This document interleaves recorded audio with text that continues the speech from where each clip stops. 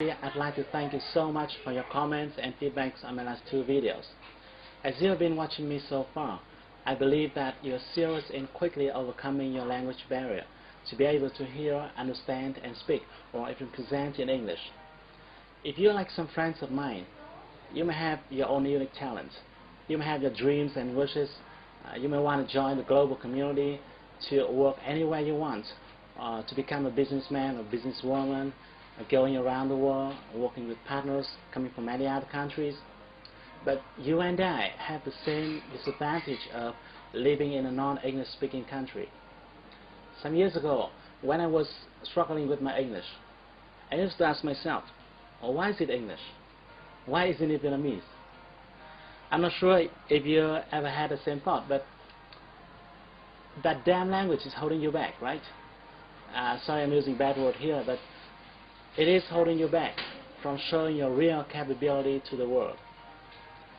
Now I want to tell you that it is not very hard to learn to speak a new language if you know to do it the right way. That's why I'm here to share with you some of my best knowledge and experience. The knowledge that I usually teach in my private coaching class only.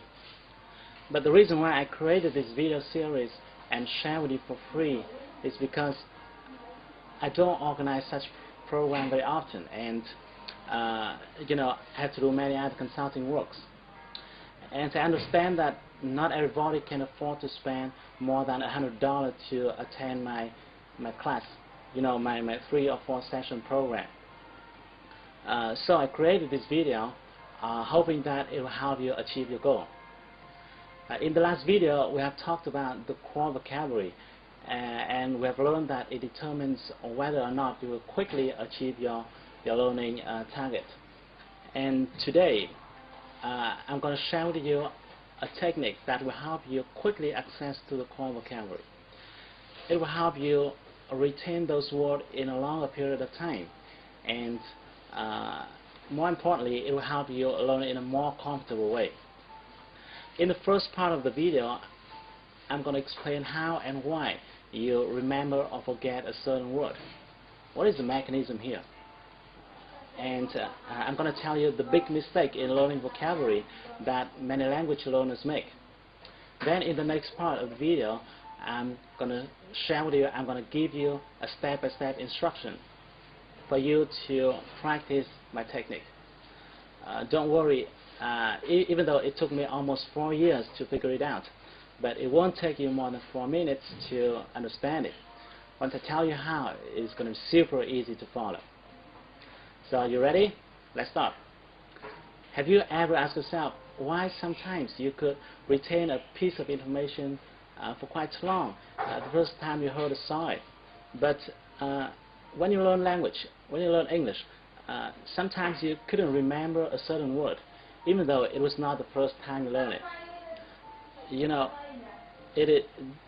Even though it was not the first time you learned it, and the common case here could be you see some word which is familiar, but you can't remember its meaning.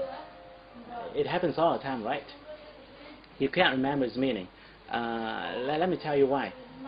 Your brain will easily remember things that it can associate.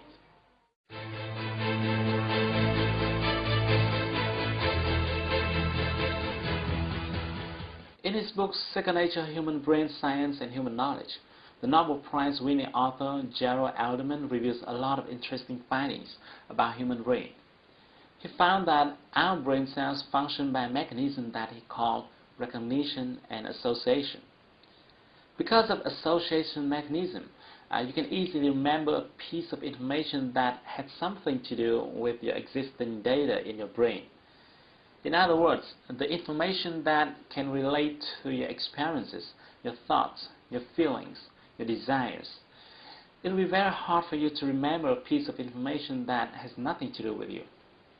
For example, if I tell you my name, you will remember it for quite long because my name relates to your desire of learning English, so that your brain can link that name to other information already exist in your mind.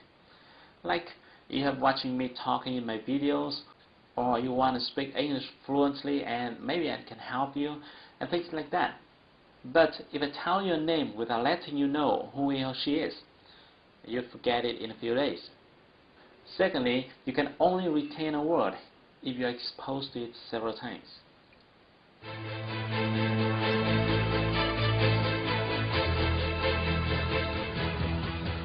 There's a very important point here, and many people don't know it. It is you need to be exposed to that word in different contexts. It will be very difficult for you to remember a word if you learn it several times but in the same context. That's the reason why sometimes you learn a word in your class and then you wrote it down in a notebook. Then you may look at it once or twice, but you still forget it. And even worse, some people try to learn vocabulary from a list. This is a very big mistake, because I'm sure that you will never be able to retain words by memorizing from a list, no matter what kind of list it is, with or without quotes attached to it. So remember, you can retain a word much more easily if you are exposed to it several times and in different contexts. Now let's move to the next part. Let me show you my technique, the free reading technique.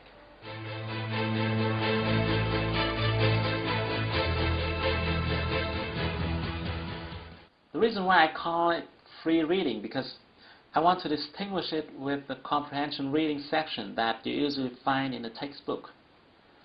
To give you a better view, let's take a look at this one. This is a typical comprehension reading section. I got this one from the site BBC Vietnamese. As you can see, this is a short paragraph. Sometimes it could be longer depending on the intention of the composer. There are words in bold and there are notes at the lower section to explain the meaning of those words. In many cases, there could be several questions for you to answer. If you were to study this reading section in your English class, the teacher would write these words onto the board, explain the meaning, instruct you on how to pronounce them, require you to answer some questions, and so on. This method is very common from the beginner to advanced levels.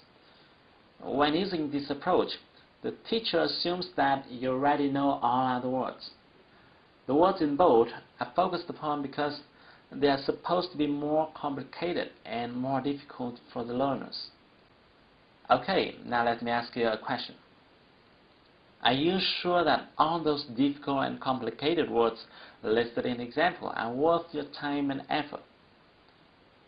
Recall what we talked about in the last video, the Pareto principle and the core vocabulary. You want to make sure that the words you spend time on should be the most common words. Coming back to the example, you can now see that the comprehension reading method tends to drive you to focus on the most difficult words. And my next question is, are the difficult words the most common one? Unfortunately, the answer is no. Most of the times, the shorter and simpler words are more common than the long and complicated ones. If you want to check how common a certain word is, you can use the website Word Count. Here's the web address. This is a website that provides rankings based on how common a certain word is. Even though I can't vouch for its reliability, but at least it can give us a rough idea.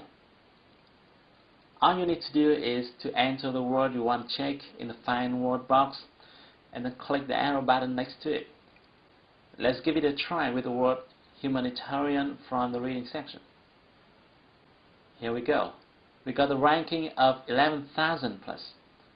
This result shows you that the word is far less common than the 3,000 most common words. Now let's come back to the example and see how we can approach it in a more efficient way. What we're going to do is that we are going to remove all bolds from the words in the passage. Because this paragraph is quite short, I need a long one to make my point clearer.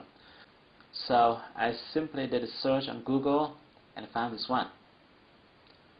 This is another article talking about the same story. Now what I'm going to do is I copy and paste it into the Word document. Now if you screen these two articles, you'll find some words that appear 2, 3 or even 4 times. Let me do it for you, and let me highlight the words so that you can see them more easily. They are reporter, attempt, newspaper, film, access, deal, family. The phrase "say" on the videotape shows up twice. Again, if you want to check whether these words are really common, check it out.